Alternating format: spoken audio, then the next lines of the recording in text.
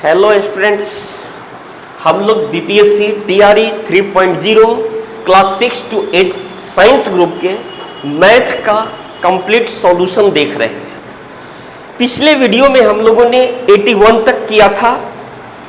एक जो एग्जाम 19/7/2024 को हुई थी और हम लोग जिस सेट का डिस्कशन कर रहे हैं वह सेट आई है। तो अब हम लोग आगे के क्रम को जारी रखते हैं। पिछले वीडियो में हम लोगों ने 81 तक देखा था। अभी आज हम लोग देखेंगे प्रश्न संख्या 82। 82 क्या कह रहा है? यदि किसी वृत्त की परिधि और त्रिज्या के बीच का अंतर 37 सेंटीमीटर है तो वृत्त की परिधि क्या होगी? आप जानते हैं कि वृत्त की परिधि बराबर 2 पाई r होता है। वृत्त की परिधि बराबर 2 पाई r होता है, जहां r उस वृत्त का त्रिज्या है। ये आपका फॉर्मूला है, ये आपका सूत्र है कि वृत्त की परिधि 2 पाई r होता है। अब कह रहा है कि वृत्त की परिधि और त्रिज्या के बीच का अंतर 37 सेंटीमीटर है, 82 नंबर। तो वृत्त का परिधि आपने देखा 2 पाई r, रेडियस r है, त्रिज्या r है, और प्रश्न कह रहा है इस दोनों के बीच का अंतर 37 है। यहां से हम क्या देख रहे हैं? इसमें भी r है, इसमें भी r है, तो हम लोग r को कॉमन निकाल सकते हैं। और प्रश्न कह रहा है कि पाई बराबर 22/7 का प्रयोग कीजिए। तो 2 into पाई का मान 22/7 दे रहा है। यहां से r कॉमन लिया तो 1 हुआ। This is equal to 37। अब यहां देखेंगे, यह दे रहा है 44/7 -1 मीन्स 44 में से 7 जाएगा तो 37 होगा। r into 37/7 is equal to 37। 37 से 37 को काट सकते हैं, अर्थात इसका रेडियस देगा 7 सेंटीमीटर। यही आपका उत्तर होगा, यही आपका आंसर होगा। नहीं, ये रेडियस दिया, लेकिन आपका प्रश्न कर रहा है वृत्त की परिधि क्या है, परिधि मांग रहा है, तो ये आपका उत्तर नहीं होगा।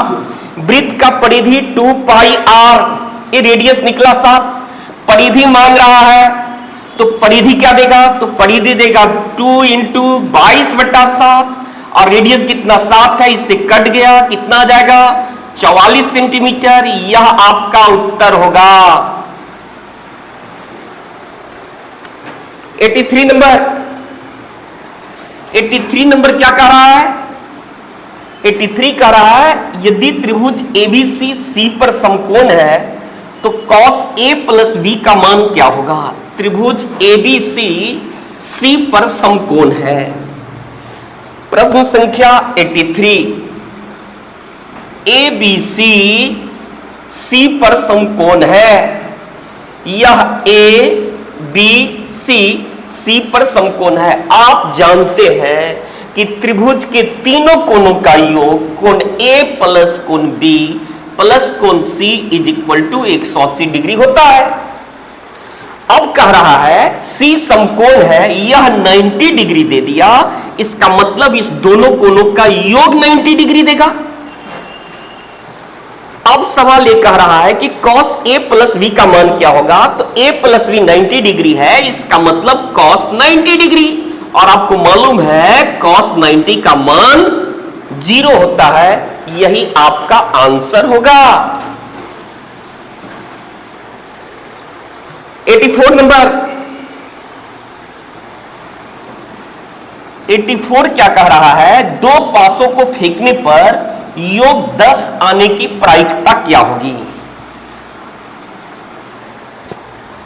84 नंबर। आपको मालूम है कि प्रायिकता प्रोबेबिलिटी बराबर होता है, कल भी पिछले वीडियो में भी बताए थे कि probability of event is equal to number of event. क्या होगा और कितने में से होगा? नंबर ऑफ इवेंट बटा नंबर ऑफ सैंपल स्पेस। तो यहां दो पासी को फेंकेंगे तो नंबर ऑफ सैंपल स्पेस देगा 6 का स्क्वायर मीन्स 36। अब इसमें से इस पर आने वाले अंकों का योग 10 आने की प्रायिकता, 10 आने का, तो इवेंट्स क्या बनेंगे? तो इवेंट्स आपका बनेगा 10 आने की क्या हो सकता है? तो एक 4 देगा, दूसरा 6 देगा, या 6 4 हो सकता है, तीसरा क्या हो सकता है? 5 5 5 5। अब इसके अलावा कुछ आ सकता है, तो नंबर ऑफ इवेंट्स कितने बने? तो नंबर ऑफ इवेंट्स बना 3, नंबर ऑफ सिंपल स्पेस कितना दिया? 36। तो क्या मांग रहा है कि प्रायिकता क्या होगी? तो probability of events is equal to number of events बटा number of sample space. Number of events कितना दिया?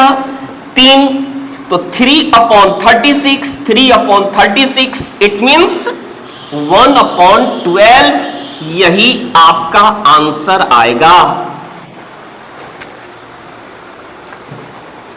85 नंबर,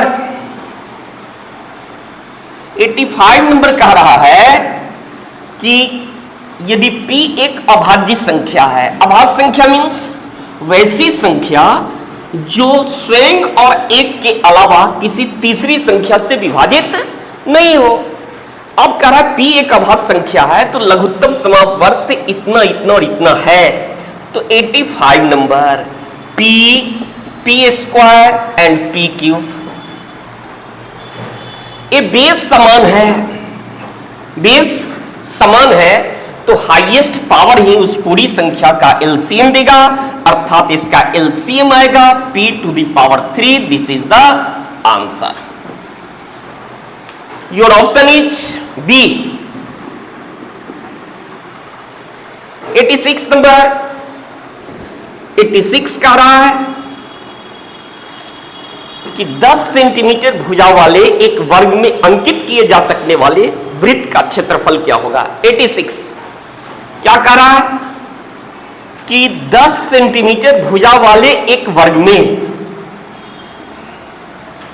अंकित किए जा सकने वाले वृत्त का क्षेत्रफल क्या होगा? ये 10 सेंटीमीटर भुजा का वर्ग है। इसमें कह रहा है कि एक वृत्त बनाइए,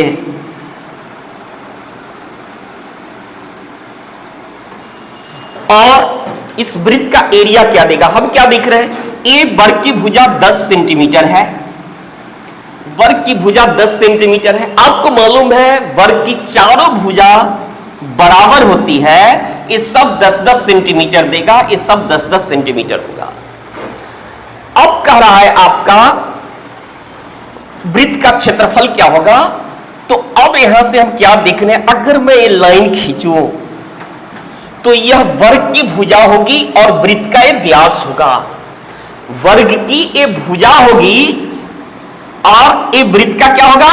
व्यास होगा, मींस दोनों लंबाई आपस में बराबर है। तो क्या लिखेंगे हम लोग कि वर्ग की भुजा बराबर वृत्त का व्यास, वर्ग की भुजा बराबर वृत्त का व्यास बराबर 10 सेंटीमीटर, और व्यास का आधा, डायमीटर का आधा रेडियस होता है, अर्थात इसका रेडियस मीन्स त्रिज्या 10/2 5 सेंटीमीटर होगा। तो वृत्त का त्रिज्या 5 सेंटीमीटर आ गया। यह इसका सेंटर है, ये 5 सेंटीमीटर, यह भी 5 सेंटीमीटर। तो आप सूत्र से निकाल सकते हैं कि वृत्त का क्षेत्रफल होता है पाई आर स्क्वायर। आर का मान निकल गया, तो आप त्रिज्या मीन्स आर, आर का मान निकल गया। अब डाल देंगे वृत्त का क्षेत्रफल बराबर पाई आर स्क्वायर होता है सूत्र से, जहां पर पाई 22/पाई के फॉर्म में है, एस पाई के फॉर्म में ही है ऑप्शन। तो पाई आर कितना? 5 × 5 अर्थात 25 पाई वर्ग सेंटीमीटर, यही इसका उत्तर आएगा। योर ऑप्शन इज सी।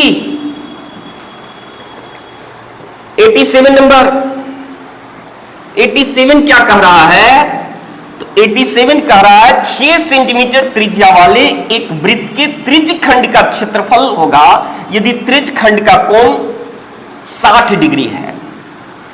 आप फॉर्मूला जानते होंगे। 87 नंबर, क्या त्रिज्य खंड का क्षेत्रफल बराबर होता है थीटा बटा 360 इंटू पाई आर स्क्वायर। त्रिज्य खंड का क्षेत्रफल होता है थीटा बटा 360 into pi r square. Theta का मान दे रहा है 60 डिग्री, तो 60 बटा 360 करेंगे, इंटू पाई का मान तोड़े हुए हैं तो 22 बटा 7 होगा। रेडियस कितना दे रहा है 6 सेंटीमीटर, तो 6 गुना 6, इससे इसको काट देंगे, 6 से 6 कट गया, 6 2 12 और 12 और 1 13, 132 बटा 7 वर्ग सेंटीमीटर। यही इसका उत्तर आएगा। Your option is B.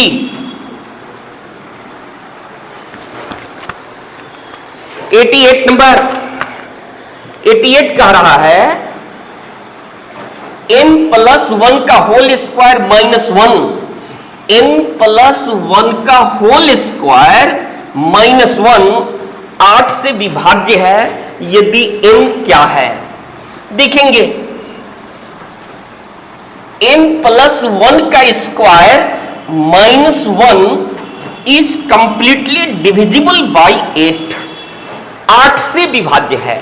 तो n का मान क्या डालें कि ये 8 से विभाजित हो जाएगा। तो हम लोग टेस्ट करेंगे। टेस्ट कैसे करेंगे?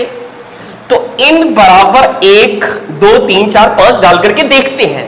अगर मैं n का मान 1 2, n का मान 1 2, तो 1 + 1 2, 2 का स्क्वायर 4, ये नहीं कटेगा। अगर मैं 2 2, तो 2 + 1 3 का स्क्वायर 9, 9 में से 1 गया 8, 8 बटा 8, एक कट जा रहा है। लेकिन मैं इतने ही पे छोड़ने वाला नहीं हूं, फिर आगे भी 1 2 को टेस्ट करके फाइनल नतीजे पर पहुंचूंगा कि कौन सा ऑप्शन वैलिड होगा। अब मैं अगर 3 डालूं, 3 + 1 4, 4 का स्क्वायर 16, 16 में से 1 गया 15, 15 बटा 8, 15 8 से डिविजिबल नहीं है, ए नहीं है, ए नहीं है। फिर मैं 4 को डालूं, अगर मैं 4 को डालूं, 4 और 1 5 का स्क्वायर 25 में से 1 गया 24 बटा 8, 24 बटा 8 एक कट जाएगा, ये डिविजिबल है, यह भी वैलिड है। हम लोग क्या देख रहे हैं? 2 4 मीन्स सम संख्या से n का मान जब हम लोग इवन के फॉर्म में लेते हैं तो यह कंडीशन को संतुष्ट कर रहा है, अर्थात एक सम पूर्णांक होगा। ऑप्शन नंबर ए होगा, एक सम पूर्णांक होगा, सम पूर्णांक होगा। Your option 1 is valid. 89 number, 89 number क्या कह रहा है? तो 89 नंबर कह रहा है यदि 2 समकेंद्रित वृत्तों की त्रिज्याएं 4 सेंटीमीटर और 5 सेंटीमीटर है तो एक वृत्त के प्रत्येक जीवा की लंबाई होगी जो कि दूसरे वृत्त की स्पर्श रेखा है। 2 समकेंद्रित वृत्तें हैं। 89 नंबर, दोनों का केंद्र समान है।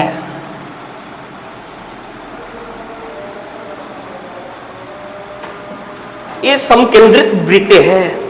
अब कह रहा है त्रिज्या 4 सेंटीमीटर और 5 सेंटीमीटर है, इसका रेडियस 4 सेंटीमीटर है और इसका रेडियस 5 सेंटीमीटर है। ये 5 सेंटीमीटर है, ये 4 सेंटीमीटर है। अब कह रहा है प्रत्येक वृत्त की जीवा की लंबाई जो कि दूसरे वृत्त की स्पर्श रेखा है, यह इस वृत्त का जीवा होगा। मान लेते हैं सेंटर O है, ये P है, ये Q है, ये A है, ये B है। अब क्या कर रहा है? प्रत्येक जीवा की लंबाई जो दूसरे वृत्त की स्पर्श रेखा है, तो जीवा की लंबाई पूछ रहा है। अब जरा आप देखेंगे कि यह इस वृत्त का रेडियस होगा, ये 4 है तो ये भी 4 आएगा, और यहां से अगर मैं इसको मिलाऊं तो यह इस वृत्त का, बड़े वृत्त का रेडियस देगा, जो 5 सेंटीमीटर है, ये 4 सेंटीमीटर है और ये 5 सेंटीमीटर है। और आपको मालूम है कि केंद्र से स्पर्श रेखा पर खींची गई त्रिज्या स्पर्श रेखा पर लंब होती है, अर्थात यह जो ट्रायंगल बनेगा ARO, यह एक समकोण त्रिभुज बनेगा। जिस समकोण त्रिभुज में यह कर्ण है, यह आपका लंब है और ए आपका आधार है। आपको निकालना क्या है, जीवा की लंबाई क्या होगी, तो जीवा AR है, तो AR बराबर देगा समकोण त्रिभुज में आपको मालूम है कि कर्ण का स्क्वायर, पिछले वीडियो में बता चुके हैं, कर्ण का स्क्वायर लंब का स्क्वायर प्लस आधार का स्क्वायर होता है। अब यहां से आपको आधार का स्क्वायर निकालना है, तो जाहिर सी बात है आधार का स्क्वायर इज इक्वल टू कर्ण का स्क्वायर माइनस लंब का स्क्वायर होगा।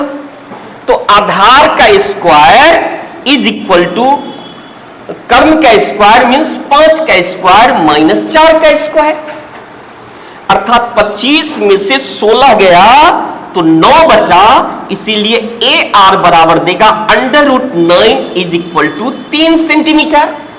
तो AR 3 सेंटीमीटर होगा। और आपको मालूम होना चाहिए कि स्पर्श रेखा पर खींची गई त्रिज्या स्पर्श रेखा पर लंब होती है और जीवा को समद्विभाजित, स्पर्श रेखा को क्या करती है, समद्विभाजित करती है। जब समद्विभाजित करेगी तो ये क्या देगा आपका कि AR और RB दोनों का मान बराबर होगा। इसका मतलब AB बराबर होगा 2 गुना 3 का मतलब 6 सेंटीमीटर, यही जीवा की लंबाई होगी और यही आपका उत्तर होगा। Your option is A।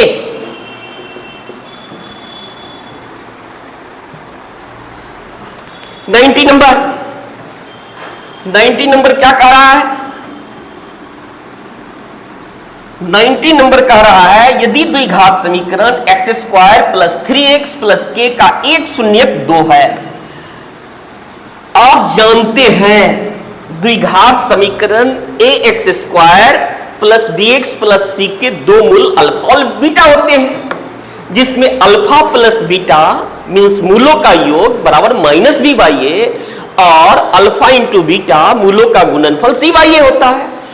अब यहां पर एक कह रहा है कि x² 90 number x² plus 3x plus k का एक शून्यक 2 है, मीन्स इसमें अल्फा प्लस बीटा मूलों का योग बराबर क्या देगा minus b by A.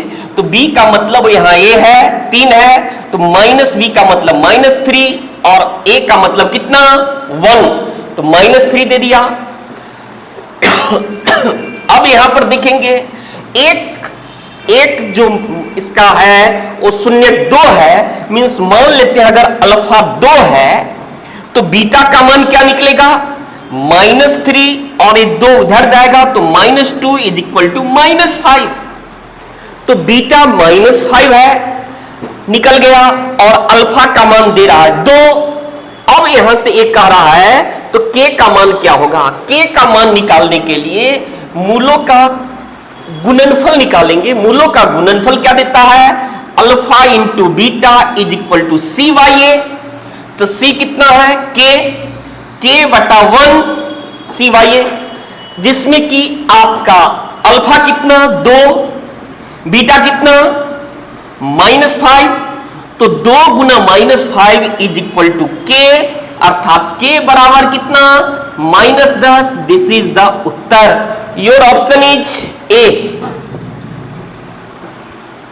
Your option is a. 91 number 91 कह रहा है दो समरूप त्रिभुजों की भुजाओं का अनुपात 4:9 है, तो इन त्रिभुजों का क्षेत्रफल में अनुपात क्या होगा, तो जान लेंगे। 91 नंबर दो समरूप त्रिभुजों के क्षेत्रफल का अनुपात उनके भुजाओं के वर्गों के अनुपात के बराबर होता है। वर्गों के अनुपात के बराबर होता है। दो समरूप त्रिभुजों के क्षेत्रफल का अनुपात उनके भुजाओं के वर्गों के अनुपात के बराबर होता है। अब कह रहा है भुजाओं का अनुपात 4:9 है। 4:9 है तो इनके क्षेत्रफल का अनुपात क्या देगा? तो क्षेत्रफल का अनुपात देगा 4 का स्क्वायर बटा 9 का square means 16/81 means 16:81। Your option is C.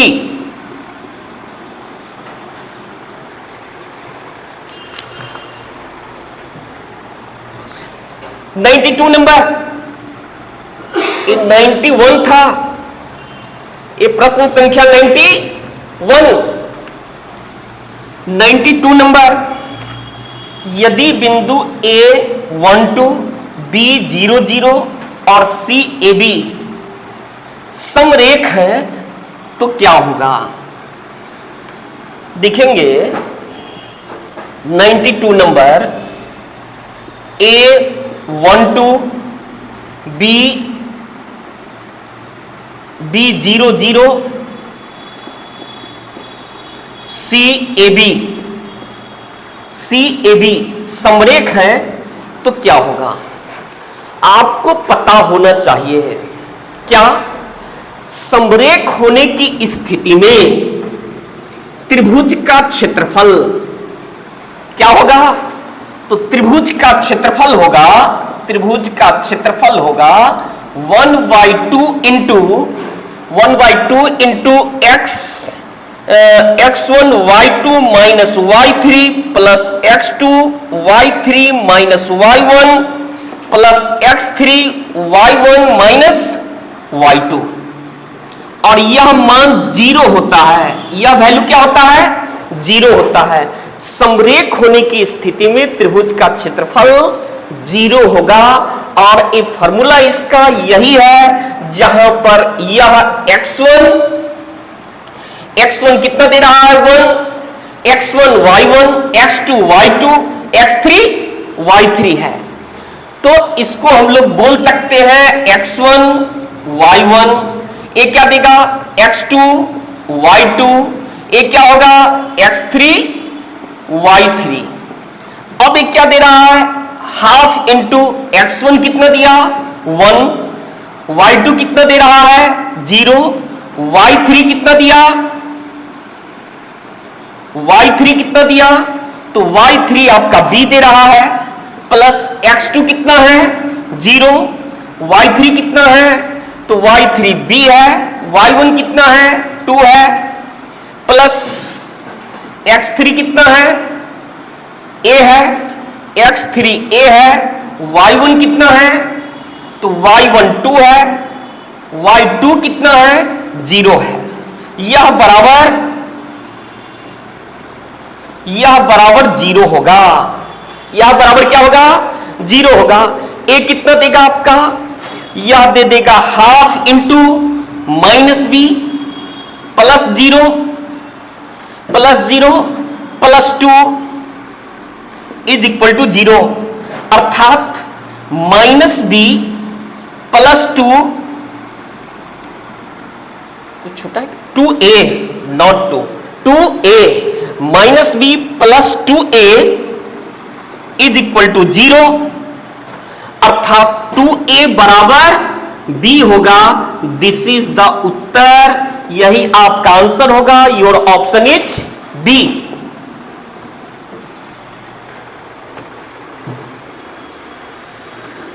Number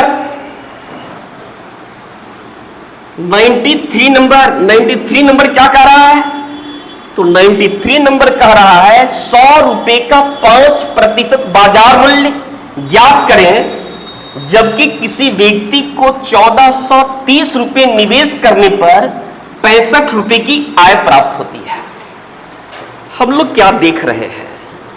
कि 100 रुपए का 5% बाजार मूल्य ज्ञात कीजिए। इसका मतलब यह हुआ कि 100 रुपए लगाने पर 5 रुपए का लाभ होगा, 5 रुपए का लाभांश मिलेगा। और कोई व्यक्ति जो है वो 65 रुपए का लाभांश मिलता है, 65 रुपए का लाभांश मिलता है। तो हम लोग क्या निकालेंगे 93 नंबर कि 5 रुपए का लाभांश मिलता है, 5 रुपए का लाभांश मिलता है 100 रुपए के निवेश पर। 5 रुपए का लाभांश मिला कितने रुपए के निवेश पर? 100 रुपए के निवेश पर। और वह व्यक्ति 65 रुपया लाभांश कमा रहा है। 65 का मतलब इसका 13 गुना हुआ।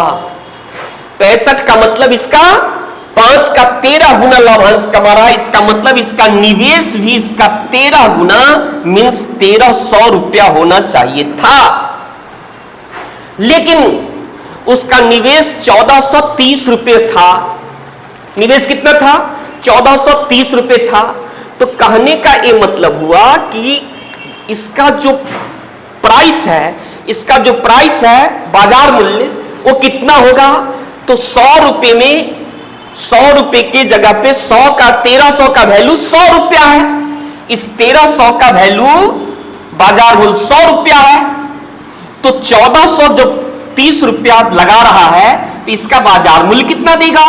तो 100 बटा 1300 गुना 1430, इससे कट गया 13 110 110 रुपये हुआ। यही आपका उत्तर आया। Your option is E, none of this.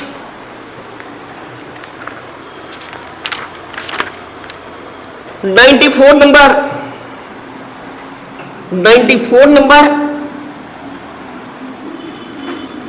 94 number क्या कह रहा है?